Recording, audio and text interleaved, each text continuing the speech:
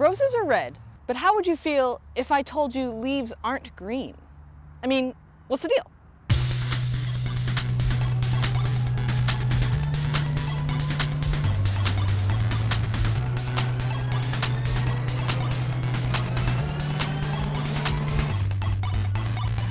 If you're lucky enough to live in the eastern part of Oklahoma, you'll get to see some majestic green forests.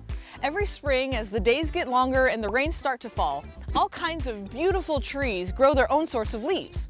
They come in all different shapes and sizes, but they all share a certain greenness. So where does that greenness come from? Well, it comes from something that all plants have. All plants have to have: chlorophyll. Chlorophyll? More like borophyll. Right? Hold on, stick with me. Chlorophyll is necessary for all plants because chlorophyll helps plants turn sunlight into food. Yeah, they can do that. It's called photosynthesis. They use the energy from the sun to combine carbon dioxide and water, which creates sugar for them and oxygen for us. Thanks. Here's what that looks like. It takes 6 molecules of carbon dioxide and 6 molecules of water plus the energy from the sun to create 1 molecule of sugar and 6 molecules of oxygen. Chlorophyll's job is to absorb as much of that light energy as possible so that the leaves can make as much food as possible. All visible light is a part of the electromagnetic spectrum.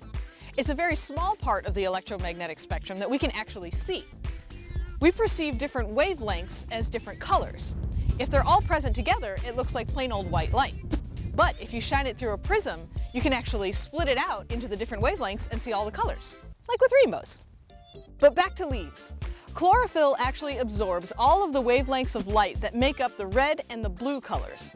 The only wavelengths it doesn't absorb are the greens. It actually reflects the green wavelengths back into our eye, which is why leaves look green. But we all know that leaves change color in the fall, right? Because it's pretty. Well, get this. The reason that leaves change color in the fall is because as the days get shorter, the plants aren't able to create as much food and the chlorophyll starts to break down. What's left are carotenoids. Carotenoids are pigments that reflect yellow, orange, or brown light.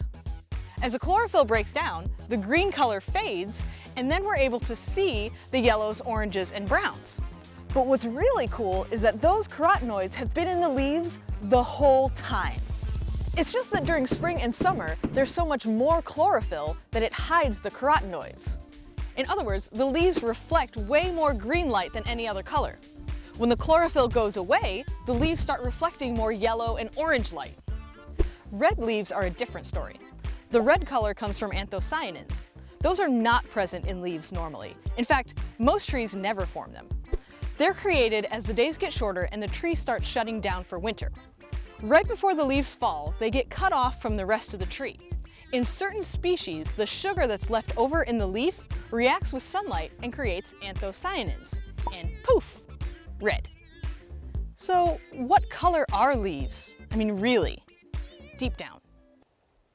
What do you have to say for yourself? I guess the moral of the story is that there's more to light than meets the eye. And leaves are liars.